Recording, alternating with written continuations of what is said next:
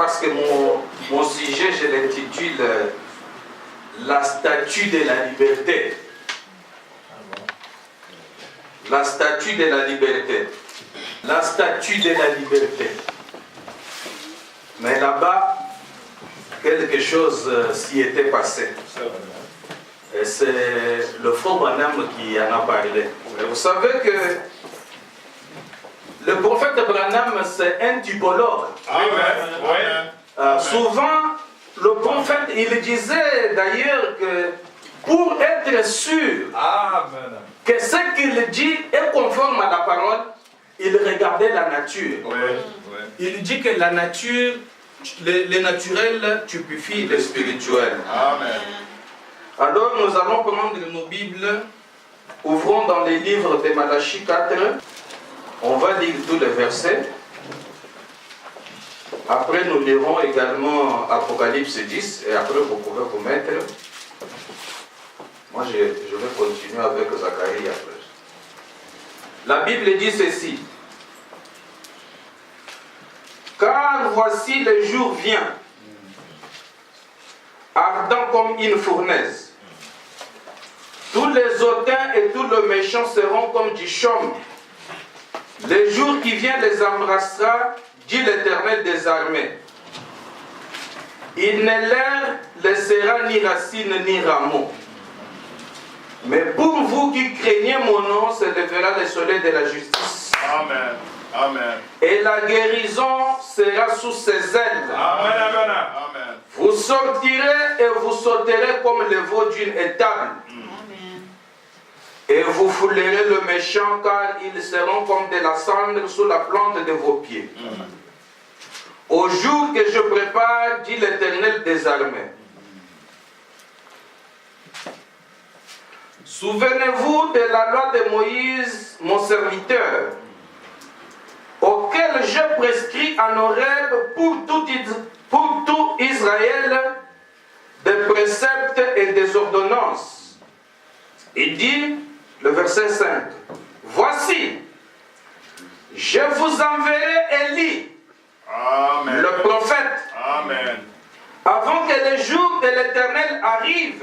Amen. Ce jour grand et redoutable. Il ramènera le cœur des pères à leurs enfants et le cœur des enfants à leurs pères, de peur que je ne vienne frapper le pays d'interdit. Amen. Amen. On va lire encore dans Apocalypse 10. Je vais lire simplement le verset 7. Mais qu'au jour de la voix du 7e ange, quand il sonnerait de la trompette, le mystère de Dieu s'accomplirait comme il l'a annoncé à ses serviteurs, le prophète. Amen. Vous pouvez vous mettre, s'il vous plaît, que Dieu vous bénisse. Amen. Je vais ajouter une autre écriture ici, dans les livres de Zacharie. Là, je vais lire seulement deux versets, le verset 6 et le verset 7. En ce jour-là, chapitre 14, excusez-moi. En ce jour-là, il n'y aura point de lumière. Il y aura du froid et de la glace. Ce sera un jour unique, connu de l'Éternel, et qui ne sera ni jour ni nuit. Mais écoutez ce que Dieu nous dit. Mais vers le soir, la lumière paraîtra. Amen. Amen. Amen. Amen. Ici, Dieu nous avertit déjà, lorsqu'il nous dit qu'en ce jour-là, il n'y aura point de lumière. Dieu vous dit déjà qu'il n'y aura point de lumière. Vous savez que quand nous marchons dehors ou même dans la maison, c'est au moyen de la lumière, n'est-ce pas? Oui. S'il n'y a pas de lumière, vous ne pouvez pas marcher en sécurité. Parce que dans les ténèbres, vous pouvez vous heurter à quelque chose que vous n'avez pas remarqué. Pourquoi? Parce qu'il fait sombre. Bible nous dit qu'en ce jour-là, il n'y aura pas de lumière. C'est une prophétie. Et maintenant, s'il n'y aura pas de lumière en ce jour-là, quel jour? Parce que dans Malachie 4, Dieu a parlé aussi d'un jour qu'il devait envoyer Élie le prophète avant le jour de la colère de Dieu. Mais on vous dit qu'en ce jour-là, il n'y aura pas de lumière. Mais vers le soir, la lumière paraîtra. Amen. Amen. Amen. Amen. Ah, vous savez que nous sommes venus ici pour écouter la parole et non pour ricaner, s'il vous plaît. Alors, si vous avez des choses à rire, il faut attendre après le culte. Vous comprenez? Et Dieu vous bénisse. Voilà, parfois quand on fait des remarques, ça nous fait sortir de l'esprit de ce que nous voulons dire. Ce n'est pas bien de rire dans la maison de Dieu parce que ça ne nous donne pas une bonne atmosphère. Amen. Amen. Quand nous venons dans la maison de Dieu, nous devons être dans la révérence, dans le respect. Même si c'est lui qui prêche, il ne parle pas bien français. Ici, nous ne sommes pas à l'école. Nous ne sommes pas venus ici pour apprendre la langue. Ici, nous sommes venus pour écouter les oracles de Dieu. Même si on parle avec des fautes, ça ne nous regarde pas. Amen. Dieu n'est pas dans le français. Ce qui nous concerne, ou tout ce qui nous intéresse ici, c'est la parole de Dieu.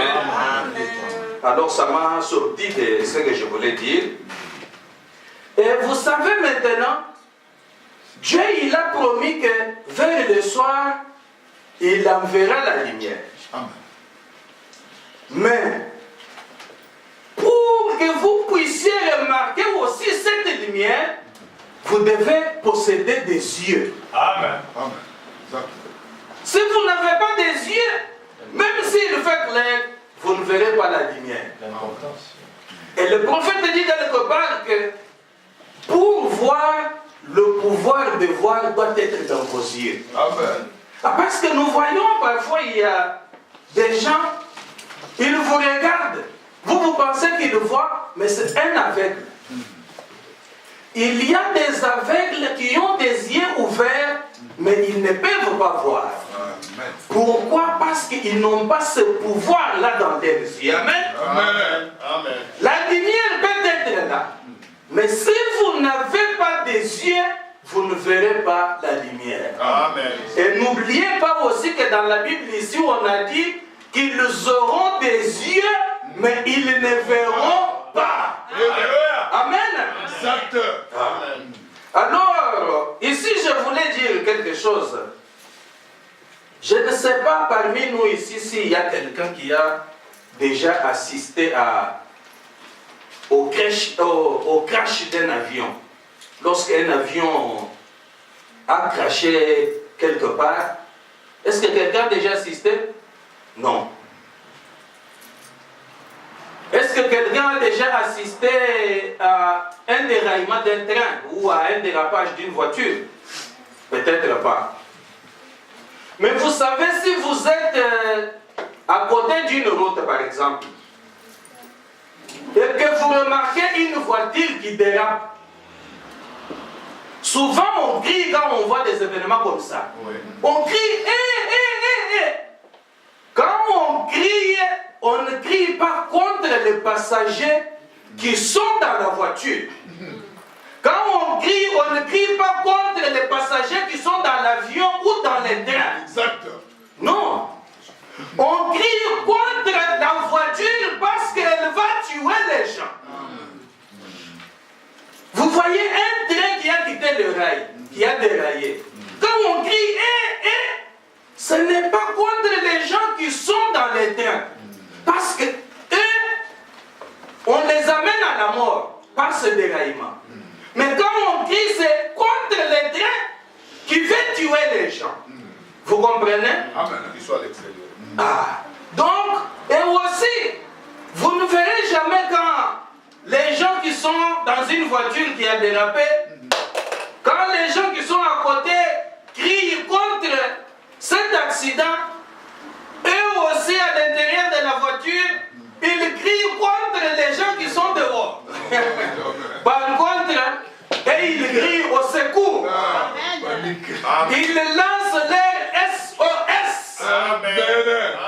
Frère Branham me dit que quand nous crions, ce n'est pas contre les gens. Amen. C'est contre les systèmes. Amen. Il dit quelque chose ici dans les noms blasphématoires. Excusez-moi, j'essaie juste de mettre des bases afin de pouvoir apporter notre petit message. Les noms blasphématoires, il a prêché le 4 novembre 1962. Je suis à la page 12, page 13, paragraphe 77. Le prophète dit ceci, écoutez-moi très bien. Obama me dit, comme je disais, si vous descendiez à la rivière dans un vieux rafio et que vous essayez de descendre des chutes, et que je savais que cela ne marcherait pas, alors je ne crierai pas pour vous réprimander. J'essayerai de vous faire sortir de ce bateau, parce que c'est le bateau qui va se casser et vous serez projeté dans l'eau tout seul. Donc ce n'est pas le frère dans le bateau, mais j'écris au frère pour lui montrer ce qui va arriver. Amen. Amen. Amen. Donc, Frère Branham me montre que tu es à côté d'une rivière, tu vois une barque qui fait naufrage. Quand on crie, c'est pour essayer de venir en aide à son occupant. Mais ce n'est pas contre la personne. Donc, quand la parole de Dieu condamne les mauvaises choses, la parole ne condamne pas les gens. Mais la parole condamne ces choses-là parce que ce sont ces choses-là qui feront que Dieu puisse mettre les gens en enfer. Alors, il ne faut pas vous fâcher quand on apporte la parole qui condamne les mauvaises choses que nous faisons. Amen. Amen. Amen. Et Frère Branham me dit, parce que nous savons que nous tous, nous avons un devoir vis-à-vis de la parole. Et ce devoir ici, Frère Branham me dit quelque chose, je peux dire ça, dans la prédication c'est rangé du côté de Jésus, qu'il a prêché le 13, il a prêché le 1er juin 1962, page 4 et 5, je vais lire le paragraphe, depuis le paragraphe 13. Le bonhomme dit ceci. Bon, pour ma part, je disais, ce n'est pas pour moi. Donc, il parlait de l'événement qui s'était passé à la rivière Ohio. Quand l'ange était descendu et qu'il avait parlé. Donc, il voulait dire que ce n'était pas pour lui, parce que lui, il croyait à ça. Mais c'est pour les autres.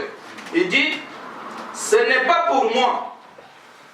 Pour moi, ça n'a pas d'importance. Mais par contre, tout ce qui se rapporte à Dieu est une partie de moi. Amen. Amen. Amen. Peu importe si, il termine par, tout ce qui est destiné aux enfants de Dieu, c'est pour moi. Que ce soit ou non mon devoir de faire ceci ou de faire cela. C'est mon devoir de veiller sur l'héritage de Dieu. Amen.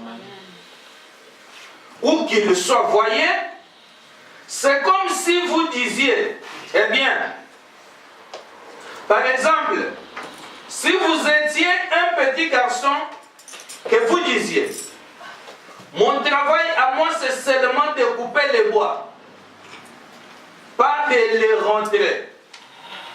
Que je les rentre.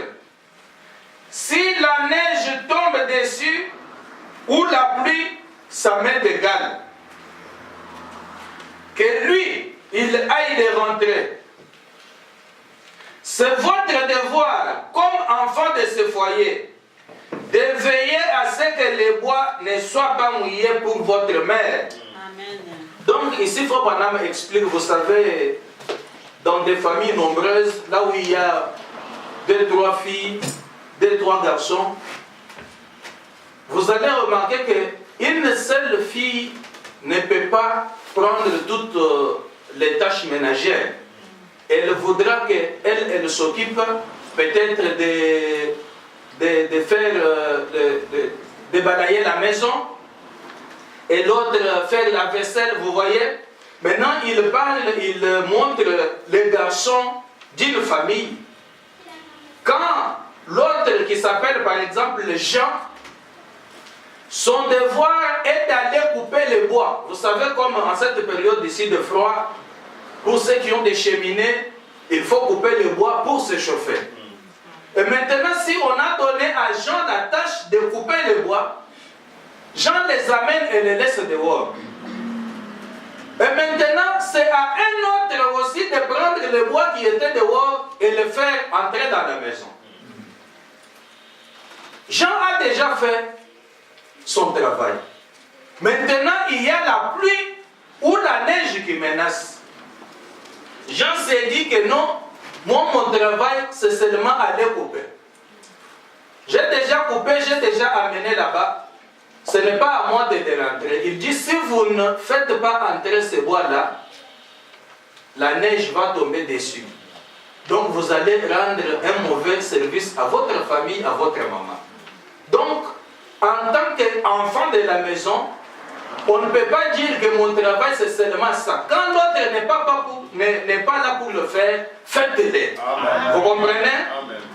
Il dit, comme enfant de ce foyer, c'est votre devoir comme enfant de ce foyer de veiller à ce que les bois ne soient pas mouillés.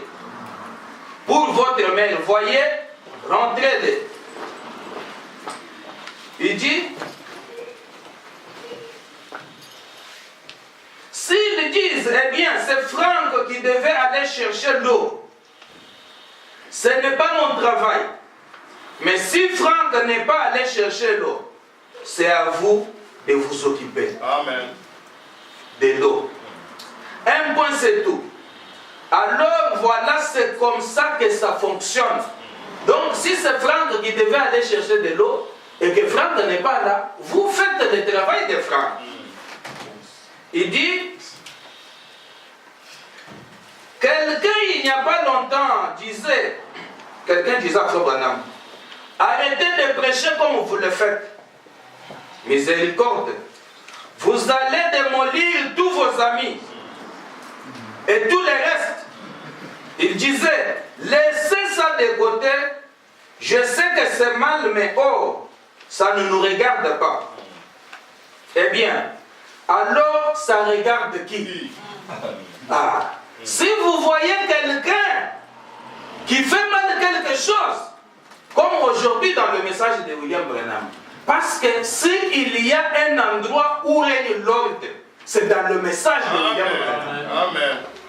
Le message de William Branham a été prêché avec l'ordre. L'ordre a commencé par la chair. Celui qui doit prêcher doit s'aligner sur la parole.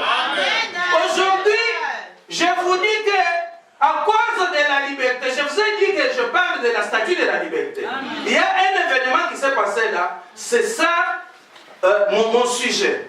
Alors, je ne pouvais pas parler de ça sans parler de la statue. Amen. Aujourd'hui, nous voyons dans le message, là où l'ordre a été prêché, mais les gens font semblant. Vous savez que Frère Branham dit, même si vous sentez la paix, avant de monter à la chair, il faut d'abord recevoir le Saint-Esprit. Mais tous ceux qui prêchent aujourd'hui,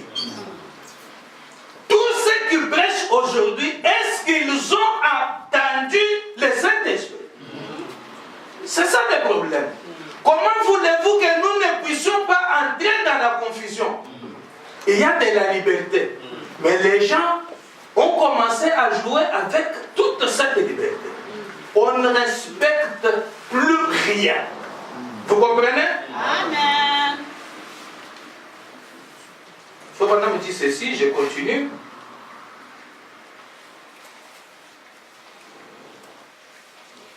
Il dit que si il s'appelle, il dit qu'il est critique. Il dit qu'il ne critique pas les gens, mais il critique tout ce qui est mal. Okay. Il critique le mal. Amen. Aujourd'hui, nous avons tous une responsabilité. Amen. La responsabilité là, c'est de faire respecter le message. Amen. La responsabilité là, c'est de faire que le message se prêche dans les bonnes conditions. C'est là où il montre et il dit ici qu'un enfant ne peut pas dire que non, moi ma tâche c'est seulement ça. Donc, quand nous voyons que quelque chose ne va pas, nous devons parler. Amen. Amen. Frère Branham dit que au Branham Tabernacle, son nom y est attaché. Pourquoi son nom est attaché au Branham Tabernacle? Et moi je vais vous dire que le nom de Branham n'est pas attaché seulement au Branham Tabernacle. Le nom de Branham est attaché à ce message. Amen. Et le fait que le nom de Branham est attaché au Branham Tabernacle, il dit que chaque fois où quelque chose de mal se passerait là-bas, il a le droit de venir et goûter ça dehors. Amen. Il dit que chaque fois où on fera quelque chose de mal, il a le droit de vote. Vous comprenez? Et que si son nom n'était pas attaché à Branham Tabernacle, parce qu'on voulait à un moment donné vendre ça, il dit que si son nom n'était pas là, on allait vendre Branham Tabernacle. Mais à cause de son nom qui y était attaché, il n'y avait pas moyen de vendre ça. Aujourd'hui, le message est en train d'être vendu. Pourquoi? Parce que le nom de Branham n'est plus attaché à ce message. Le nom de Branham n'est plus attaché au message. Vous allez entendre aujourd'hui, nous le prédicateur, et surtout le pasteur, parce que cette chair ici, ce n'est pas ma chair, c'est la chair du pasteur. Mais vous allez voir que tous les pasteurs aujourd'hui, lorsqu'ils se tiennent derrière leur chair, ils se disent associés de Branham, c'est faux. Ils se disent associés de Branham. Il y en a, ceux qui sont sincères et honnêtes. Amen. Pour eux, ils sont associés à William Branham. Amen. Pour certains, ce n'est pas vrai. C'est vrai. Parce que si William Branham était le propriétaire de la chair, on ne ferait pas de la politique à l'église. Amen. Amen.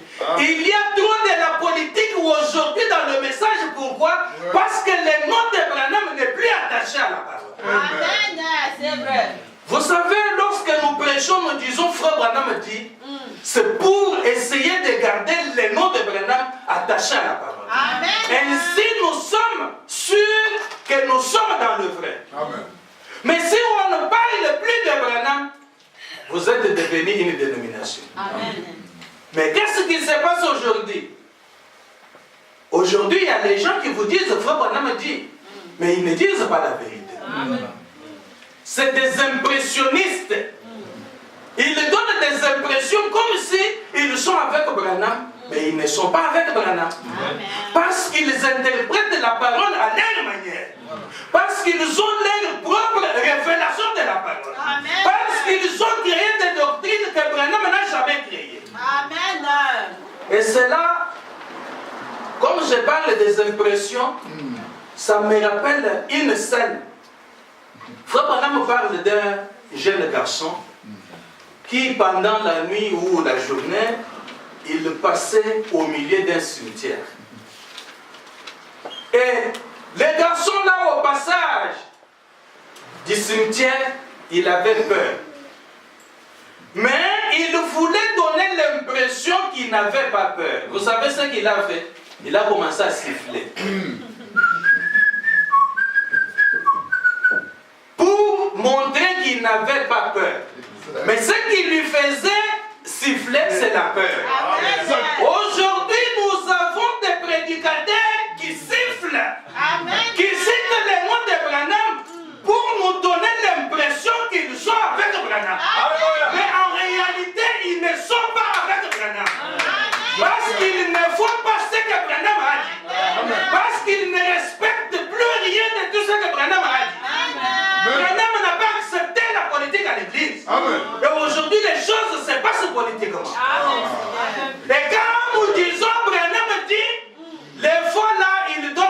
expression pour montrer qu'ils sont avec Branham, mais le nom de Branham n'est pas attaché à leurs églises. Amen. Vous comprenez?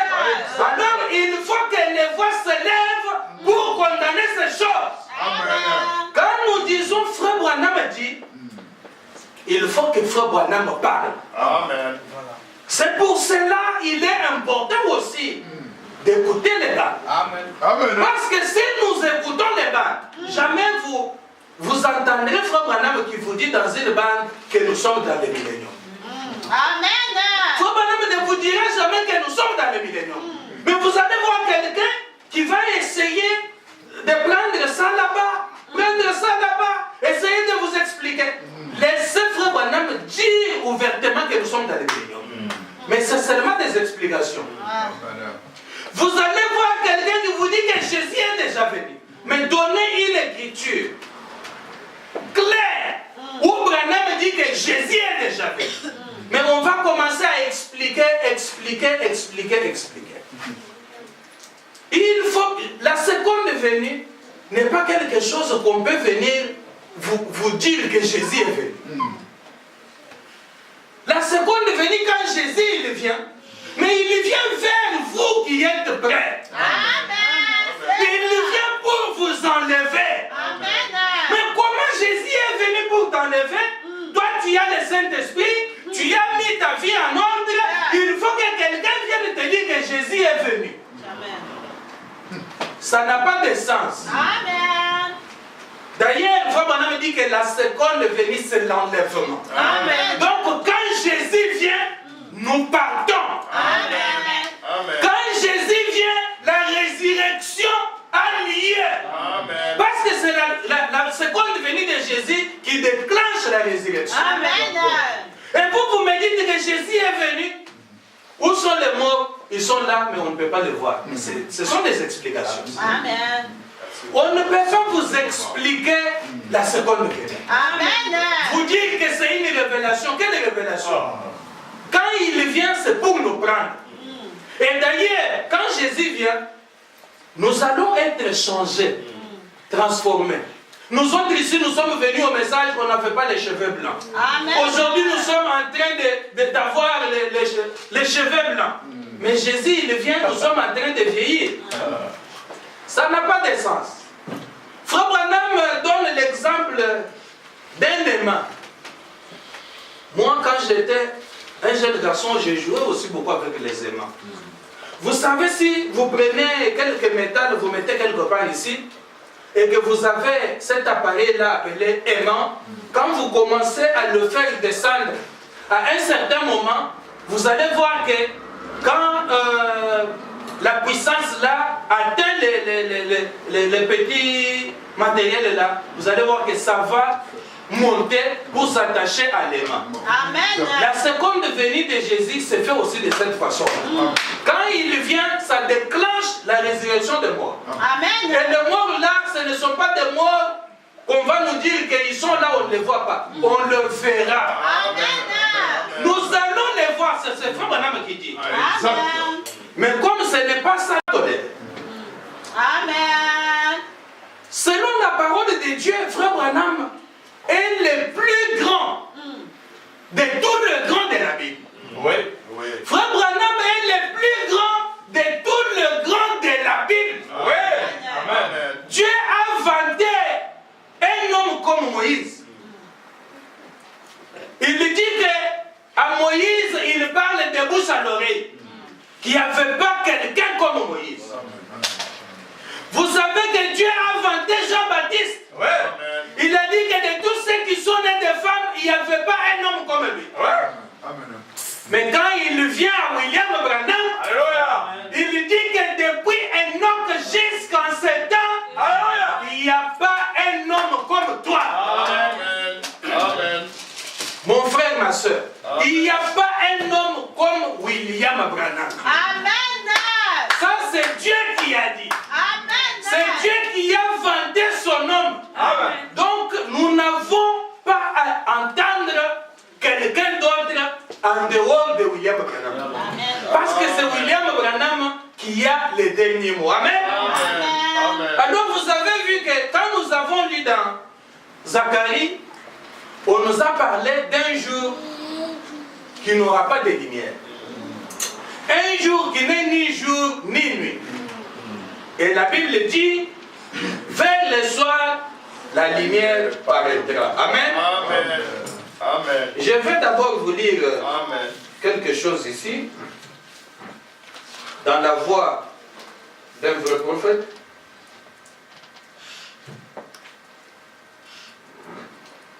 On me dit,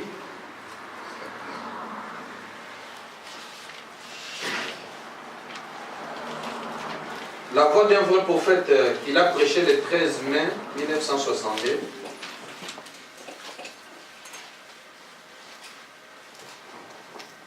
Il dit ceci.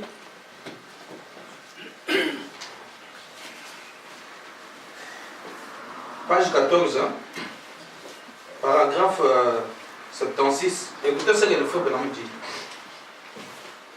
Il parle du prophète Amos. Parce qu'on a dit les tâches domestiques, on ne doit pas les laisser seulement à certaines personnes. En tant qu'enfants de la maison, nous devons participer aux tâches ménagères. Vous comprenez? Amen. Et il dit qu'il en est de même aussi pour la maison de Dieu. Amen. En tant que ministre de l'évangile, quand il y a des choses qui ne concordent pas avec la parole, parce que la parole ici, Dieu l'a envoyée pour le bien de ses enfants. Amen. Mais quand la parole de Dieu est mal interprétée, ça ne peut plus faire du bien aux enfants de Dieu. Alors quand nous voyons ça, nous avons tous ce devoir-là de pouvoir prendre le message pour montrer la fausseté. Amen. Là, il parle du prophète Amos, que Dieu avait envoyé en Samarie. Il a vu le mal, il n'a pas fermé les yeux, il l'a réprimandé. Il dit ceci. Ce grand homme de Dieu qui n'avait peur de rien, il a prophétisé du temps de Jéroboam II. J'ai une partie de son histoire écrite ici devant moi. Il a prophétisé pendant les quelques 13 années qu'a duré sa campagne. Jéroboam était Jéroboam II. C'était un homme qui était intelligent et capable autant que tous les hommes qu'Israël avait eu depuis un bon bout de temps. C'était un homme qui avait amené la prospérité en Israël.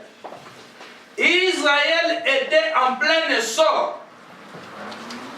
Mais lui, il avait quelque chose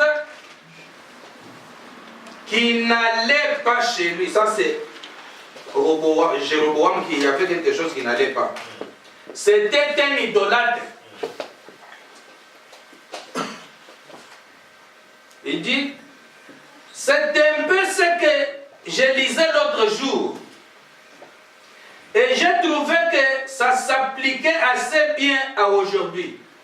J'ai lu ces choses ici pour servir de base à ma petite prédication. Peu importe combien un homme est intelligent et tout ce qu'il peut accomplir et combien il est prospère, s'il s'éloigne de Dieu, il est cause de déshonneur pour la nation. Amen. Frère Branham nous dit que si un homme peut être prospère, si un homme peut faire de grandes choses, un pasteur qui vient ici, qui nous construit un grand temple, un pasteur qui manifeste des grands dons de Dieu, mais s'il s'éloigne de la parole, Frère Branham dit que c'est un déshonneur. Il dit, s'il s'éloigne de la parole, s'il s'éloigne de Dieu et de sa parole, je me demande si ça ne s'applique pas à nous aujourd'hui. À des gens qui aiment paraître à la télévision. Est-ce que vous ne voyez pas ça aujourd'hui? Vous voyez quelqu'un, Il ne peut pas passer le temps sans que vous puissiez voir ces vidéos sur Internet. Chaque petite chose à la télé, chaque petite chose sur ceci. Pourquoi? Pour paraître. Pour que les gens puissent le voir. Pour que les gens puissent voir comment lui il parle bien français. Il veut montrer comment lui il a la connaissance. Frère Branham, il dit que ce n'est pas une bonne attitude. Il dit, montrer combien ils sont intelligents, étaler leur grand savoir. Mais je me demande s'ils en ont assez pour accepter l'ainsi, dit le Seigneur. Amen. Il était un homme intelligent, c'est sûr. Il dit, Israël était rétrograde. Ses prédicateurs, ses sacrificateurs, de même que son gouvernement, tous, ils avaient abandonné la parole du Seigneur. Cependant, ce n'est pas ce qu'ils croyaient. Donc Israël croyait la parole, mais avait abandonné cette même parole. Amen. Ayant abandonné la parole, mais il se disait toujours croyant de la parole. Il y a des gens aujourd'hui qui se disent branhamistes, mais ils ont déjà abandonné William Branham. Mais ils sont restés seulement avec le message. Mais ils renient celui qui a apporté le message. Il dit, il croyait être en harmonie avec la parole du Seigneur. Mais telle voix paraît droite à un homme, mais son ici, c'est la voix de la mort. Pourquoi était-il dans l'erreur? Qu'est-ce qui pourrait amener un homme à croire que ce qu'ils étaient dans l'erreur? Les clergés au grand complet, des milliers de prédicateurs et de sacrificateurs, et de rois, et de gouverneurs, tous ces gens déclaraient adorer Dieu. Et pourtant, ils étaient tous dans l'erreur. Amen. Ça, c'est ce que nous vivons aujourd'hui. Il y a des gens qui ont déjà abandonné le message. Mais pour eux, comme ils ont encore des brochures, ils pensent qu'ils sont dans le message. Alléluia. Vous ne pouvez pas être dans le message parce que vous possédez des brochures. Vous savez combien de dénominationnels ont ces brochures ici? Amen. Vous savez combien de pasteurs dénominationnels lisent les brochures? Ce n'est pas pour autant qu'ils sont dans le message. Donc, il y a des gens, grands comme ils s'estiment, il y a des gens qui ont des connaissances, il y a des gens qui ont des dons, qui ont fait de grandes choses. Ils croient que comme ils ont fait ces choses-là, ils sont toujours dans la parole. Alors qu'ils ont déjà quitté la parole. Amen. Alors qu'ils ont déjà abandonné la parole de Dieu. Donc on me dit, il continue. Paragraphe 84. Il dit, bon, ils avaient la parole, la Bible, mais le mensonge qu'ils y avaient ajouté les avait entraînés dans l'erreur. Alléluia. Donc vous pouvez avoir toujours votre Bible avec vous.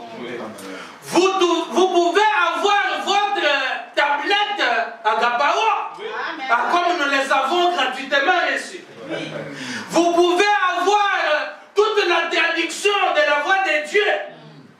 Mais le fait que vous avez ajouté des mensonges à ce message-là, vous êtes déjà aborté. Vous voyez que ça ne sert à rien d'ajouter des choses à la parole que Dieu lui-même n'a pas donnée comme parole de Dieu. Il dit, paragraphe 85, vous voyez la raison Donc, ils étaient dans l'erreur parce qu'ils avaient ajouté leur propre traduction ou interprétation à la parole. Lorsque à la parole de Dieu, une quelconque interprétation est ajoutée, vous êtes déjà à côté. Amen. Amen. Ah, vous comprenez que nous avons intérêt à rester avec le message. Amen. Notre pasteur peut prêcher. S'il a dit quelque chose qui n'est pas dans la parole, on a le droit de venir lui demander. Parce qu'ici, c'est une question de vie ou de mort. C'est pour les hommes. On vient, pasteur, ce que tu as dit là, tu l'as trouvé où? Il faut qu'il y ait des bas. Il doit prouver. Il faut qu'il y ait des bases. Pas de la base politique, mais la base de la parole. Nous avons droit de demander au prédicateur. Amen. Ce que tu as dit là, William Branham a dit ça. Si il ne donne pas, il faut rejeter. Ça ne vient pas de Dieu. Amen. C'est ça. Il dit, et j'ai trouvé que ça s'appliquait bien à aujourd'hui. Où tant de personnes veulent ajouter leurs idées personnelles à la parole, et nous nous retrouvons dans un pot caché. Quelle réprimande ce prophète a porté de la part de Dieu. Amen. Amen. Donc Israël s'est retrouvé dans l'erreur quand ils ont commencé à ajouter le mensonge à la parole. Quand ils ont commencé à abandonner la parole, ils se sont retrouvés en dehors de la parole. Vous comprenez? Amen. C'est pour cela, pour ceux qui ne savent pas, quand nous disons frère Branham dit, c'est pour essayer de rester dans le juste milieu, dans la volonté de Dieu. Parce que si William Branham ne parle plus, c'est fini, vous êtes mort. Dans les églises dénominationnelles, ils ne sont pas dans le vrai. Pourquoi? Parce que Branham ne parle pas. Même s'ils lisent les choses de Branham, mais ils ne disent pas que c'est Branham qui a dit. Ouais. Vous comprenez? Même s'ils lisent ce que Branham a dit, mais ils ne disent pas toute la vérité. Alors si une église se prétend être une église du message, on doit laisser le frère Branham parler. Ah oui. Amen. Nous sommes censés croire tout ce que le prophète a dit.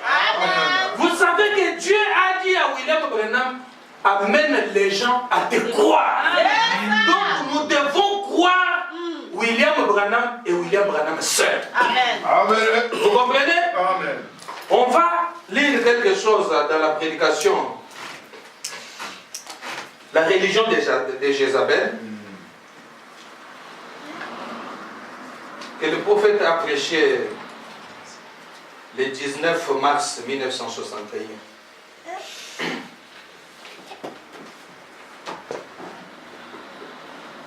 La religion de Jézabel. Je suis au paragraphe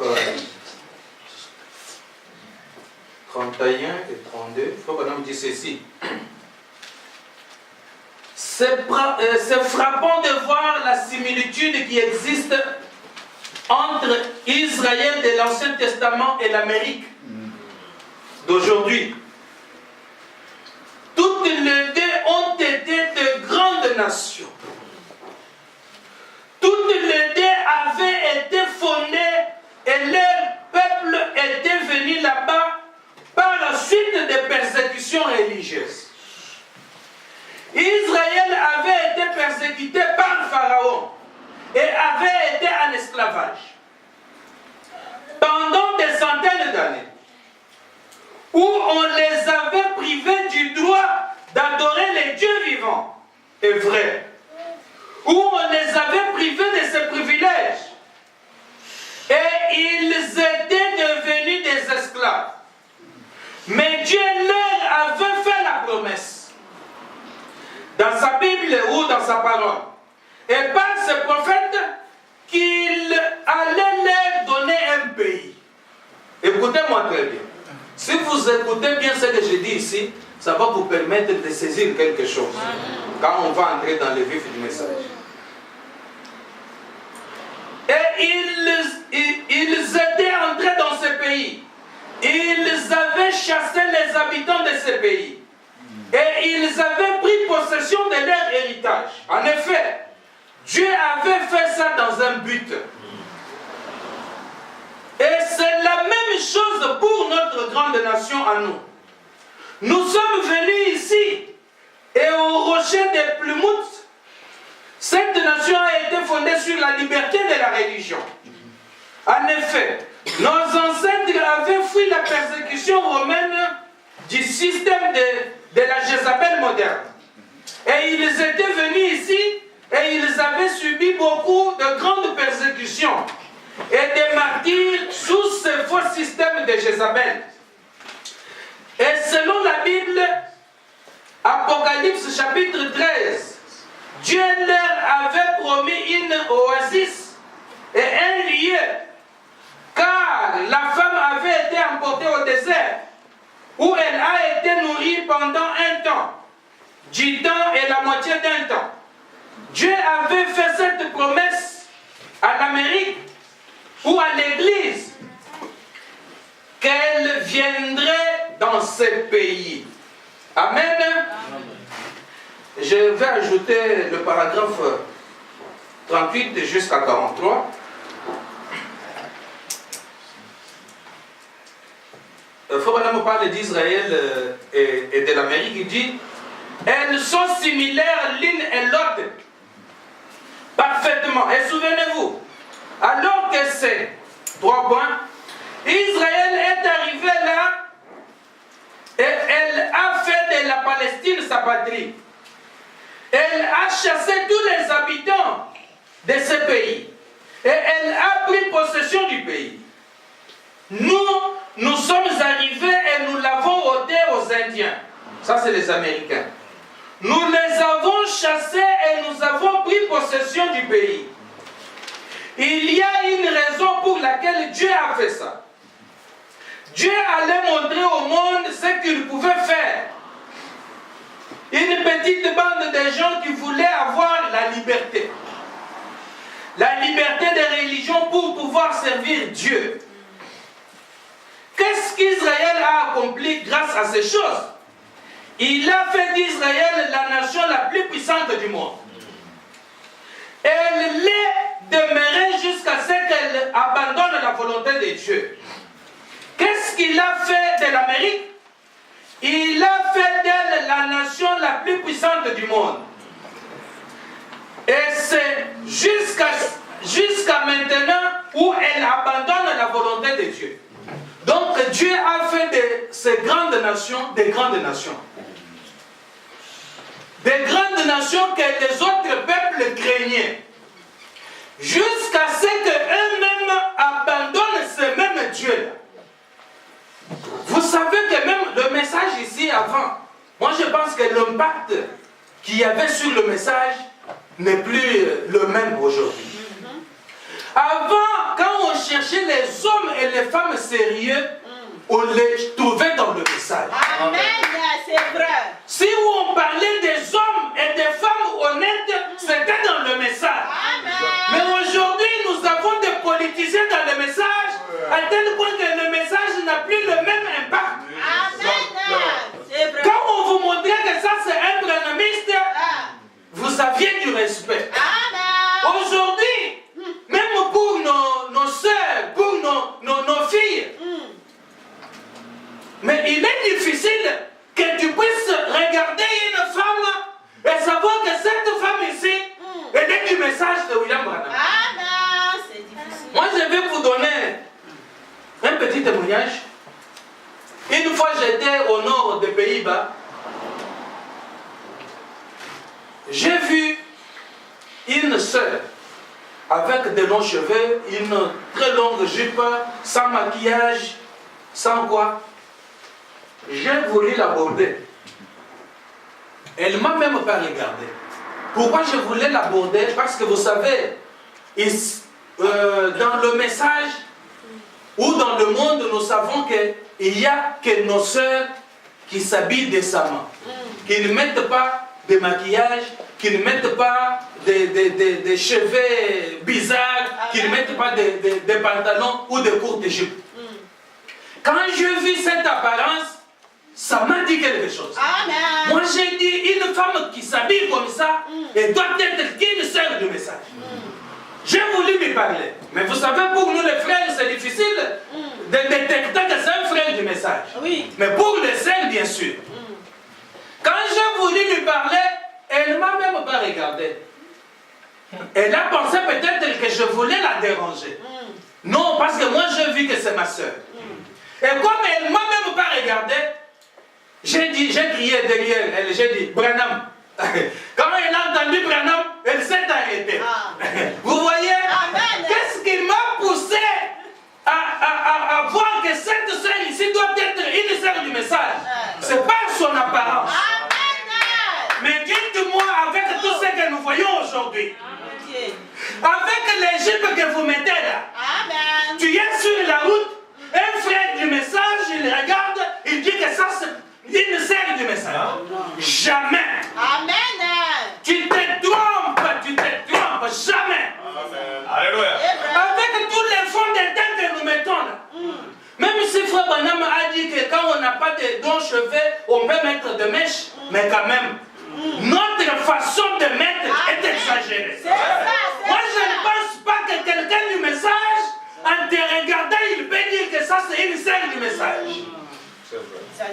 Vous voyez? Quelle apparence nous avons? Amen.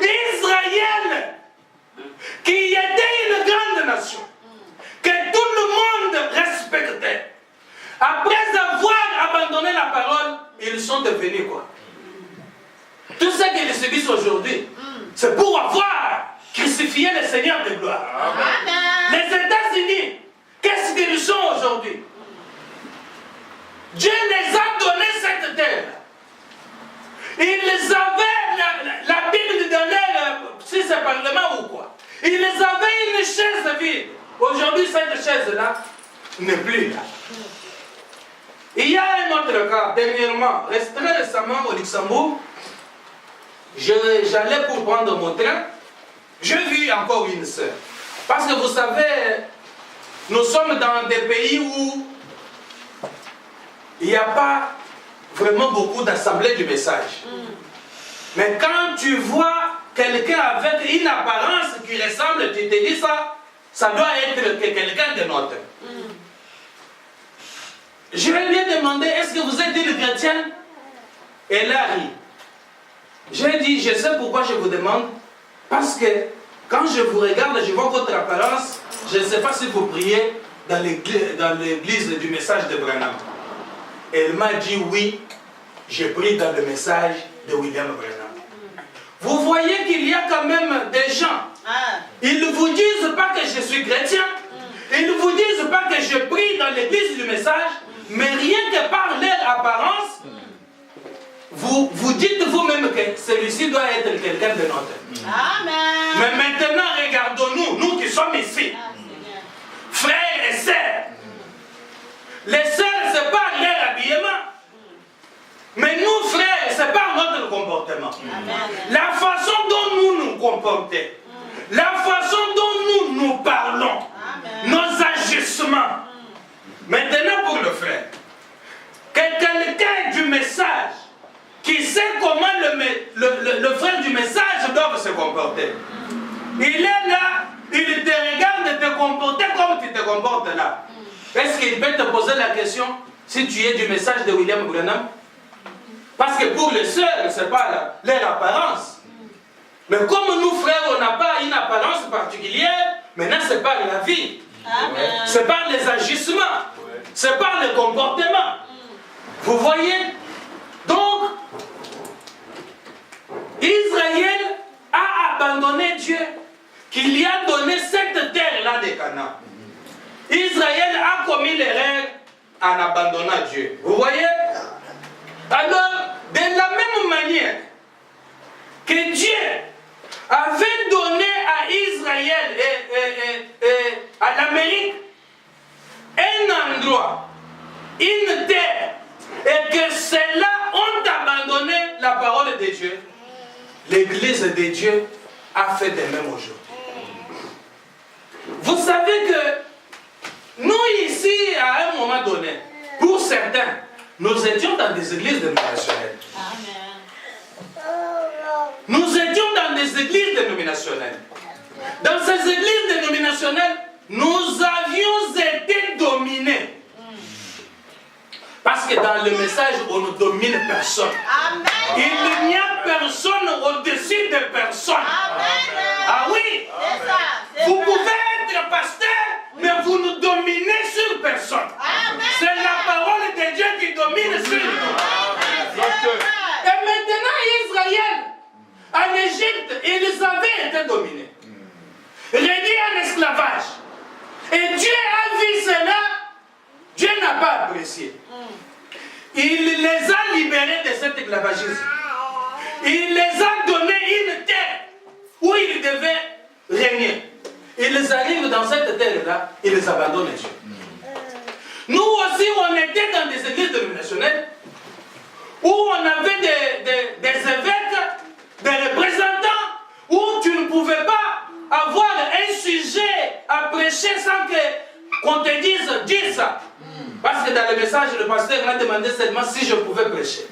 Mais il ne m'a pas dit « dis ça ». S'il dit ça, je lui dis « pasteur, reste avec ton église ». Amen. Je ne viendrai pas prêcher. Amen.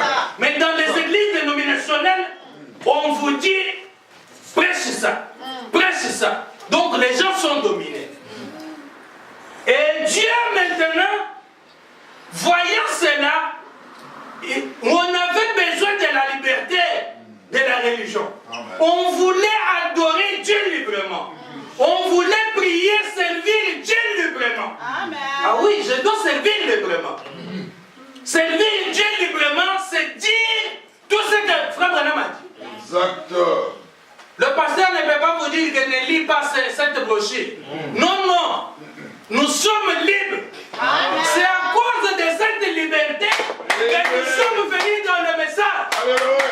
La vérité. Mais quand nous sommes venus dans le message, qu'est-ce que nous avons fait? Regardez quelque chose. Un jour, vous savez, j'ai dit que je parle de la statue de la liberté. Cette statue de la liberté, c'est une sculpture qu'un homme, un Français, avait sculptée.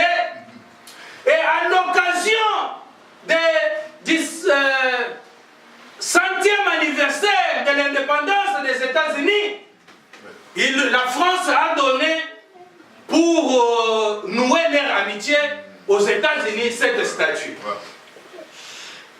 Après que les États-Unis soient passés par les temps de guerre, par les temps de troubles, par les temps des agitations, ils ont eu leur indépendance. Et on leur a donné cette statue. La statue a été posée quelque part. Malheureusement, je n'ai pas une image. Je pense qu'ici, il y a des gens qui ont déjà vu l'image de la statue de la liberté. C'est une statue qui d'une main tient un livre. Ça ressemble à quelque chose qu'on peut lire dans les livres d'Apocalypse. Là où on dit que l'ange puissant, quand il est descendu, il avait une main levée au ciel et il tenait quelque chose dans une autre main. Mais mon problème c'est quoi? C'est l'événement qui s'est passé à la statue de la liberté. Frère Branham, quand il est arrivé là-bas, il a vu qu'au bas de la statue, il y avait des petits oiseaux morts, des moineaux. Il a posé la question à son guide, il a dit, qu'est-ce qui se passe avec tous ces moineaux ici morts? Le guide a répondu au prophète que le soir passé, il y avait de l'orage, il y avait de la tempête. Et maintenant, ces petits oiseaux que vous voyez, ils ont fui la tempête. Ils Ils ont fui l'orage, conduits par la lumière de cette statue. La statue tenait une lumière, une lampe. C'est cette lumière-là qui a permis aux petits oiseaux de quitter les ténèbres, de quitter la tempête, de quitter l'orage, afin de venir trouver un refuge auprès de la statue. Mais quand les petits oiseaux sont arrivés, qu'est-ce qu'ils ont fait?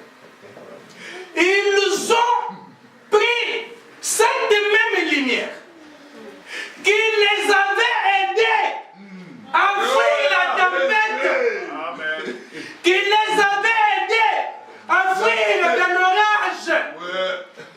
La lumière qui vous a permis. Vous étiez dans les ténèbres, dans l'obscurité, sans espoir. Mais la lumière vous permet de pouvoir quitter là-bas, fuir les dangers et venir ici. Au lieu qu'ils cherchent un endroit pour s'abriter, ils commencent à frapper leurs ailes, à cogner les ailes contre la lumière, essayant d'éteindre cette lumière. Et en faisant cela, ils se sont fracassés la cervelle et ils sont morts. Mon frère, ma soeur, les naturels stupéfient les spirituels. Nous étions aussi dans des églises dénominationnelles, dans des tempêtes. Nous étions enfermés dans l'obscurité. Il n'y avait pas de la parole. Mais Dieu avait promis. Il a dit que c'est un jour qui n'avait pas de lumière. Mais vers le soir, la lumière paraîtra. Amen. Il a promis de nous envoyer Élie le prophète. Et Dieu a envoyé Élie. Élie est celui qui a apporté de la lumière. Amen. Parce que je pense que vous croyez comme moi que nous sommes au temps de la fin. Amen. Et la lumière qui a apparu, c'est ce message. Amen. Parce que Frère Branham me dit que aujourd'hui nous vivons au milieu des ténèbres. Et la seule lumière qui nous reste, c'est la lumière de l'évangile. Et Élie est venu, il nous a apporté la lumière. Mais qu'est-ce que nous remarquons? Nous remarquons la scène des moineaux des prédicateurs. Nous remarquons la scène des moineaux des ministres. Nous remarquons la scène des moineaux des soi-disant croyants qui sont venus au message, qui sont venus à la lumière. Au lieu de se trouver un endroit, au lieu de se mettre à chercher le Saint-Esprit, au lieu de se mettre à se préparer, ils commencent à combattre la lumière. Amen. La lumière même qui les a aidés, qui les a libérés, qui les a sortis des chaînes dénominationnelles. On commence à combattre le message. Mon frère, ma soeur, chaque fois qu'un prédicateur, qu'un frère vous dit quelque chose que William Branham n'a pas dit, c'est un moineau. Amen. Chaque fois qu'il y a un comportement qui ne concorde pas avec la parole, ce sont les ailes de moineaux qui essayent d'éteindre la lumière de l'évangile. Nous avons aujourd'hui des prédicateurs moineaux qui essayent d'interpréter à leur manière la parole de Dieu. Amen. Mais cette parole a déjà été interprétée. Amen. Elle n'a pas besoin d'une autre interprétation. Vous voyez, cette même lumière ici, dont la parole, la Bible nous parle, ce n'est pas la lumière électrique. C'est la lumière du soleil. Et vous savez que le soleil part de l'Orient pour aller se coucher à l'Occident. Et l'évangile aussi a suivi les mêmes trajectoires. L'évangile, Frère Branham dit que la Bible c'est un livre de l'Orient. Donc, de même que le soleil part de l'Orient et se couche à l'Occident, l'évangile a effectué le même trajet. L'évangile que nous avons aujourd'hui, ça vient des Juifs. Et ça va se coucher aux Amériques. Vous comprenez? Et nous parlons de la scène qui s'est passée à la statue de la liberté. Vous Vous savez que Frère Branham, pour être sûr que c'est lui qui nous a apporté cette lumière, il a été accompagné par la lumière dès son enfance. Je pense que le temps est parti, j'avais toutes ces choses pour les dire, je vais seulement aller un peu vite pour essayer de terminer. William Branham a été accompagné par cette lumière dès son enfance. À sa naissance, quand ses parents ont ouvert la petite fenêtre pour laisser l'éclairage entrer dans la maison, il y eut une lumière mystérieuse qui entra dans cette pièce-là, qui s'était posée sur le petit lit du bébé William Branham. Et si nous parcourons le message, vous allez voir que toute la vie de William Branham a été accompagnée par cette même lumière. Amen. Et un jour, alors qu'il était en train de baptiser à la rivière Ohio, il y a eu une lumière qui était descendue du ciel. Et quand la lumière est descendue, il y a une voix qui a parlé. La voix a dit, de même que Jean-Baptiste a été envoyé comme précurseur de la première venue de Jésus-Christ, ton message sera le précurseur de la seconde venue. Amen. Vous comprenez? Ce qui précède la venue de Jésus, c'est quoi? C'est le message. Amen. Donc c'est pour vous dire qu'entre le message et la venue de Jésus, il n'y a plus rien. Entre William Branham et la seconde venue, il n'y a plus rien. Personne ne peut s'interposer. Si quelqu'un vous dit qu'il y a un autre message, après celui que William Branham a prêché, mais c'est faux. C'est un moineau qui essaie d'éteindre la lumière. Alléluia. Vous comprenez? Il n'y a pas une chose entre le message et la venue de Jésus. Le message est venu pour nous préparer. Et maintenant, si le message ne peut plus nous préparer, il y a autre chose. C'est-à-dire qu'on a raté la seconde venue. Parce que si le message nous prépare, ce qui reste, c'est la venue. Quand Frère Branham parle du scène d'Élohim qui était chez Abraham, il dit que le dernier signe qu'Abraham a vu, c'était Dieu dans la chair humaine. Amen. Quand Abraham a vu Dieu dans la chair humaine, la phase suivante, c'était la venue d'Isaac. Amen. Vous comprenez? Amen. Donc, comme nous avons vu aujourd'hui ce qui s'est passé avec William Branham, ce qui reste, c'est l'enlèvement. Amen. Mais nous remarquons qu'il y a aujourd'hui tant de prédicateurs moineaux, tant de frères moineaux, tant de sœurs moineaux, par leur vie, par leur comportement, par leurs interprétations, par leurs révélations, par leur doctrine, ils essayent d'éteindre la lumière. Mais ils ne parviendront pas à éteindre cette lumière. Amen. Ils vont seulement se fracasser la cervelle et ils vont mourir. Amen. Ah, ça c'est vrai. Hein? Amen. Oui. Si un prédicateur commence à dire des choses que William Branham n'a pas dit, il va mourir. Oui, oui. Ah oui. Oui. Ne vous attendez pas à le voir mourir et être mis dans le cercueil. Spirituellement, il est mort. C'est vrai. Spirituellement, il est mort. Amen. Et maintenant, vous, enfants de Dieu, faites aussi attention. Oui. Nous avons le message. Si moi je viens de vous dire quelque chose que William Branham n'a pas dit, pourquoi vous me faites confiance? On ne fait pas confiance comme ça. Ici, nous avons la liberté de la religion. Nous avons la liberté de la religion. Et notre symbole de la liberté, c'est William Branham.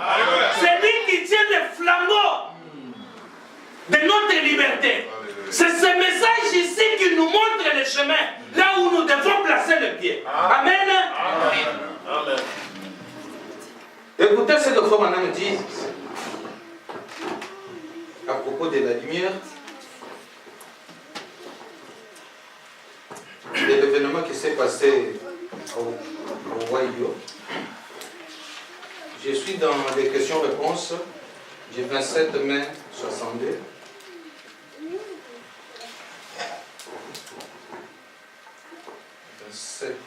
Mai 62. Paragraphe 265, il faut que nous dise ceci. Il dit, pendant que nous chantions ça, une voix venant des cieux a crié Et voici cette grande colonne de feu est descendue en tournoyant et a dit, comme Jean-Baptiste a été envoyé comme précurseur de sa première venue, tu as un message qui sera le précurseur de sa seconde venue. Vous comprenez que c'est le message de William Branham qui est le précurseur de la seconde venue. Amen. Le message et le messager sont un. Amen. Donc si on dit que Frère Branham est le précurseur, ne dis pas qu'il y a une confusion. Qui dit Frère Branham dit message. Amen. Amen. Il dit, regardez où il est allé. Il y a 31 ans de ça. Regardez où c'est allé depuis. Partout dans le monde.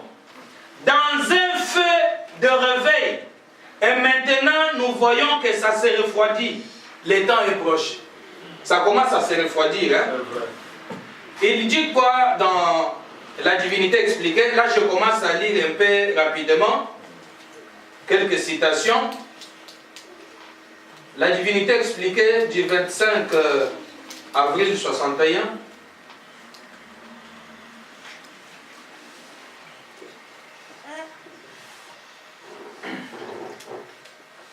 Madame dit,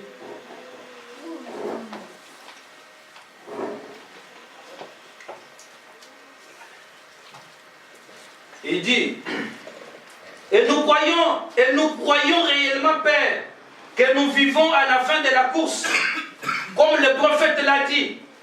La lumière paraîtra au temps du soir. Et nous croyons aujourd'hui que nous sommes le porteur de cette grande lumière, de l'évangile, que par ta grâce, tu nous as permis d'apporter jusqu'aux confins de la terre où ce réveil est parvenu. Qui est le porteur de cette grande lumière? C'est Frère Branham. Amen. Il dit, je te prie, Père, de me permettre d'exprimer le fond de mon cœur à mes frères ce matin. Il dit, les motifs et l'objectif de ma vie pour toi. Donc la vie de William Branham a un motif et un objectif. Il dit, pour qu'il comprenne. Donc la vie de William Branham a un objectif et un motif pour que nous puissions comprendre. Amen. Il dit, accorde-le, afin que nous puissions avoir une communion, une collaboration et un amour parfait. Donc entre nous, il doit y avoir une communion, une bonne entente, une bonne collaboration et un amour parfait. Amen. Et aujourd'hui, on assiste à des scènes, à des gens qui se tiennent à la chair, qui vous parlent de l'amour. En réalité, eux-mêmes n'ont pas cet amour. Amen. Comment voulez-vous qu'un prédicateur vous parle de vous aimer alors que lui-même ne sait pas aimer? Amen. Comment voulez-vous que quelqu'un vous prêche le pardon alors que lui-même ne sait même pas pardonner? Amen. Vous voyez pourquoi parfois nos églises restent sans amour, sans pardon, sans tout ça là? Parce que d'abord, celui qui prêche, il doit lui-même d'abord posséder la vie de cette chose-là. Amen. Ainsi, quand il prêche, il transmet la vie qu'il y a en lui. Amen. Mais comment un rancunier peut venir vous parler de pardonner alors que lui-même ne sait même pas pardonner? Amen. Vous voyez? Amen. Donc nous devons d'abord posséder la chose avant de pouvoir la donner aux autres. Amen. Pierre a dit quoi? Je n'ai ni or ni argent, mais ce que j'ai, je te le donne. Amen. C'est ça. Celui qui critique, c'est normal, c'est tout ce qu'il a. Amen. Quand il va raconter des critiques, c'est parce que c'est ce qu'il a. Amen. Celui qui ment, c'est parce que le mensonge, c'est tout ce qu'il possède. Amen. Il ne donne que le mensonge que lui, il a. Amen. Comment voulez-vous qu'un prédicateur qui n'a pas l'esprit de pardon puisse prêcher le pardon? Qui n'a pas l'esprit de réconciliation puisse prêcher la réconciliation? Quelqu'un qui n'a pas l'amour, il prêche l'amour. Non, non, c'est du mensonge. Nous assistons à des scènes horribles. Ce sont des petits moineaux qui essayent au moyen de leurs ailes d'éteindre cette lumière. Amen. Mais ils ne parviendront pas. Frère Branham va nous dire quelque chose. Il dit, c'est la divinité expliquée paragraphe 18 et 19. Il dit, accorde-le afin que nous puissions avoir une communion, une collaboration, un amour parfait dans toute l'œuvre de l'évangile. Car nous le demandons au nom de Jésus, qui a prié pour que nous soyons un, comme lui et son Père étaient un. En croyant ceci, car ceux-ci tous connaîtront que vous êtes mes disciples, si vous avez de l'amour les uns pour les autres. Amen. Amen. Je vais lire quelque chose dans les chefs-d'œuvre qu'il a prêché en 1964, le 5 juillet.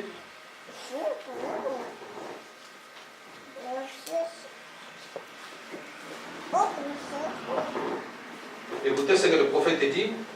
Je m'en vais pour terminer.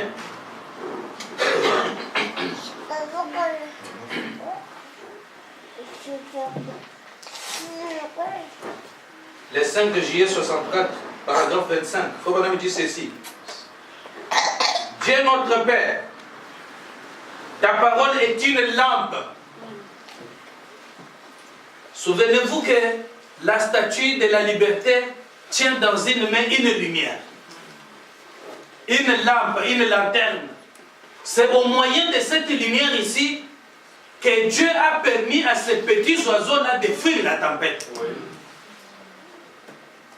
Comme nous aussi, nous étions dans des dénominations où nous avions été dominés, où on n'avait pas un mot à dire, où les ministres n'étaient pas libres de prêcher la parole. Mais Dieu nous fait sortir de là au moyen du message. On arrive au message, on cherche encore à éteindre le message. Ça n'arrivera jamais. Les mauvaises interprétations n'arriveront jamais dans le message. Ça va rester dans les coins où les autres petits moineaux veulent recevoir ça. Mais les enfants de Dieu ne prendront jamais ça. Il dit la lumière qui éclaire les sentiers de chaque croyant pour le faire entrer dans la présence de Dieu. Alors qu'elle nous fait avancer comme une lanterne que nous tenons à la main. Tu n'as pas fourni assez de lumière pour que nous puissions voir la fin dès le commencement. Mais je marche par la foi, mais comme un homme qui traverserait une forêt obscure. La nuit, c'est là que nous sommes. La lumière qu'il a à la main ne lui fournit que ce qu'il faut pour avancer pas à pas. Donc la petite lumière que vous recevez ce matin, que vous avez toujours reçue, vous permettra de vous avancer pas à pas vers le ciel. Amen. Amen. Il dit, les sentiers conduisent en haut. Mais tout ce qu'il faut, c'est de marcher avec la lumière. Amen. Donc nous marchons vers le haut. Mais pour marcher vers le haut, il nous faut la lumière. Amen. Mais si vous remarquez que le frère Félix vient, au lieu de tenir bien la lumière afin de nous permettre d'avancer vers le haut, il commence à chercher à éteindre la lumière. Ne lui faites pas confiance. Amen. Amen. Nous sommes ici pour la liberté de la religion. Amen. Nous sommes ici pour dire tout ce que William Branham a dit. Amen. Si on ne vous dit pas ce que William Branham a dit, là, on ne peut pas être d'accord. Amen. Ah oui. Amen. Ah oui. Amen. On va vous faire confiance. Parce qu'aujourd'hui, vous allez voir quelqu'un qui se tient à la chair, qui dit la parole de Dieu ne se contredit pas. Mais la parole de Dieu se contredit par quelque chose. Est-ce que c'est tout ce qu'il fait, il le fait conformément à la volonté de Dieu ou en dehors de la volonté de Dieu? Parce que nous avons des ministres qui servent Dieu en dehors de la volonté de Dieu. Amen. Ah, ils sont là. Oui. Ce sont des petits moineaux. qui essaye d'éteindre la lumière. Il dit, alors que la lumière brille aujourd'hui sur la parole pour nous faire avancer d'un pas de plus vers le royaume de Dieu. Car nous le demandons au nom de Jésus. Je vais lire un dernier passage. Après, je parle et puis je laisse. Je ne peux pas vous lire la citation des moineaux, même prochainement. On pourra vous les donner. Je suis dans la prédication. Je sais que mon Rédempteur est vivant. Il a prêché le 6 avril 1958.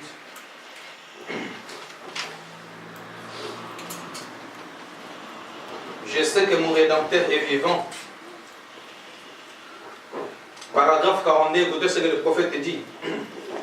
Le bonhomme dit ceci. Il dit que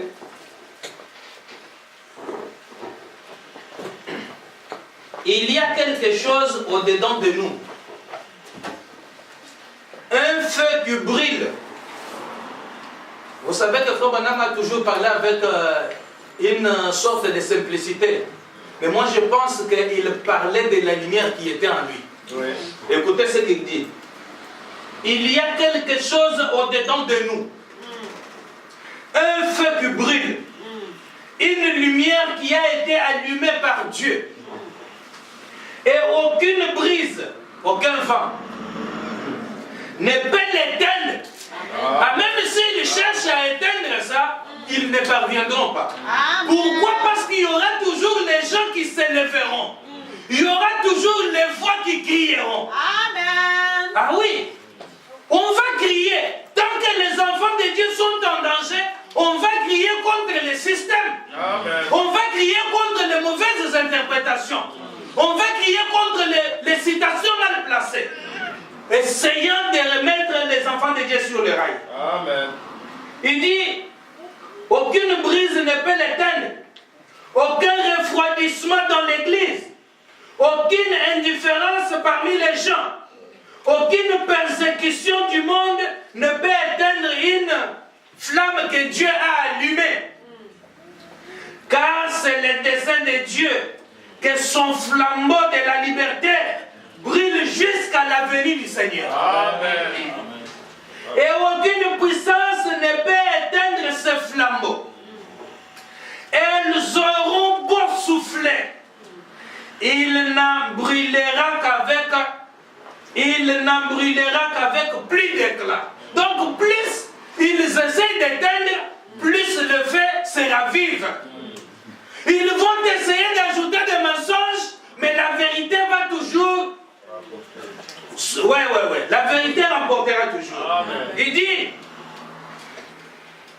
tout au long des âges, il a été prouvé que les persécutions fortifient l'Église. Amen. On ne peut pas avoir peur de la persécution. On ne peut pas avoir peur de dire la vérité. Amen. Si le pasteur d'une église, il voit que toi tu as dit toute la vérité qu'il ne fallait pas dire, il ne te donne pas la chair, tant pis pour lui. Amen. Frère Branham, il prêchait le message, il disait que je prêche ce message comme si c'était ma dernière fois où je devais le prêcher. Quand on prêche, on doit dire la vérité de la parole. Amen. Même si ça nous condamne. La parole de Dieu ne condamne pas seulement ceux qui écoutent. La parole de Dieu nous condamne aussi nous qui prêchons. Parce que les gens qui prêchent, eux aussi non plus ne sont pas parfaits. Nous sommes tous dans le combat. Mais seulement Dieu a fait de nous des instruments par lesquels il parle à ses enfants. Amen. Mais nous sommes tous concernés. Amen. Alors si vous voyez que j'apporte quelque chose que Frère Branham n'a pas dit, frère, ramène-moi dans la parole. Amen. Si vous ne le faites pas, c'est-à-dire que vous ne connaissez pas l'importance de votre âme. C'est ça. Votre âme là a beaucoup plus de la valeur aussi. Votre âme a beaucoup de la valeur. Regardez ce que Jésus de votre âme.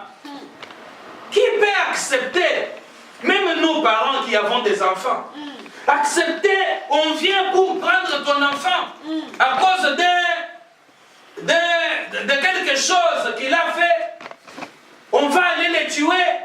Toi tu dis non, prends-les, laisse-les, prends-moi. Tu acceptes qu'on puisse te déshabiller, te maltraiter, te taper. Qui peut faire ce que Jésus a fait? Et si Jésus a fait ça, il l'a fait pour toi et pour moi. Amen. Jésus a vu que votre âme a beaucoup de la valeur à ses yeux. Amen. Il a vu que votre âme a beaucoup d'importance. Il ne voulait pas que nous puissions mourir. Il a dit au lieu qu'elle meure, moi je dois mourir à leur place. Amen. Mais maintenant, vous prenez votre âme là, vous la confiez à n'importe qui. Même les choix d'un pasteur. Votre âme dit que vous choisissez un pasteur qui peut vous faire entrer au ciel. Amen. Ah, ce n'est pas par plaisir, hein? Parce qu'il parle bien français, parce qu'il a une grande église, parce qu'il a une grande voiture. Non. Frère, ça, il a une grande voiture, c'est mon frère. Mais si je vois que il ne peut pas me faire entrer, Amen. il sert Dieu en dehors de la volonté de Dieu, je le quitte. Amen. Pourquoi? À cause de mon âme. Ah, mais c'est la parole, hein? C'est la parole, frère. Vous comprenez? Je termine par une petite histoire d'une scène que Frère Bonhomme raconte. Il dit une fois, comme lui, il était chasseur, une fois il s'est retrouvé quelque part dans la forêt, il s'était perdu avec son cheval. Alors il arrive à un endroit où l'incendie avait ravagé la forêt. Il dit, là il y avait, avant l'incendie, il y avait des arbres. Lorsque le vent soufflait, les arbres là bougeaient, flottaient en l'air. Mais quand l'incendie avait déjà décimé la forêt, quand le vent a soufflé, il y avait un bruit lugubre. Il y avait un bruit bizarre. Les arbres qui n'avaient plus de branches se frottaient bizarrement. Et il lui dit que le bruit là, ça faisait ça faisait peur la nuit. Et il s'est posé la question, il dit, Dieu, pourquoi tu as permis que je puisse m'égarer en cet endroit, que je puisse vivre cette scène? Vous savez, ces arbres-là, à un certain moment, c'était des arbres qui donnaient peut-être des fruits, qui aidaient peut-être les gens de leur ombre. C'était des arbres. Mais après l'incendie, ce n'était plus les mêmes arbres-là que vous avez connus avant. Amen. Qui pouvaient aider les gens à rester en dessous de leur ombrage. L'incendie les avait déjà décimés. Vous allez voir que quelqu'un peut bien commencer avec le ministère. Amen. Quelqu'un peut bien commencer avec son église. Quand il disait, William Branham dit le vrai, quand il n'interprétait pas la parole à sa manière, là il était bien. Amen. Mais après avoir, et il donne les sons où il fait le bruit qui fait peur, une telle personne, il faut le quitter. Amen. Vous comprenez? À la statue de la liberté, une scène, c'est pas ça. Les oiseaux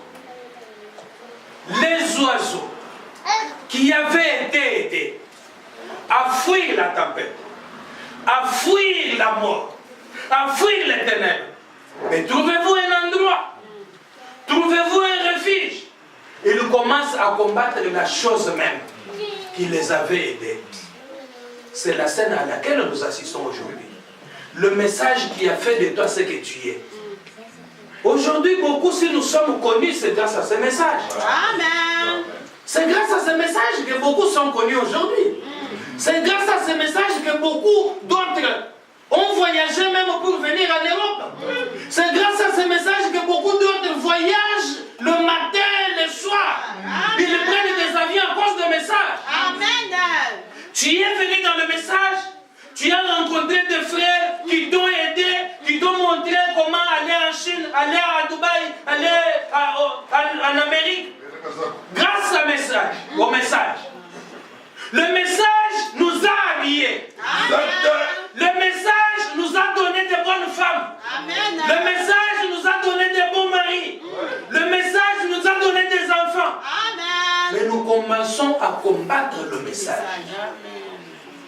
La chose même qui a fait de nous ce que nous sommes. Nous commençons à combattre le message.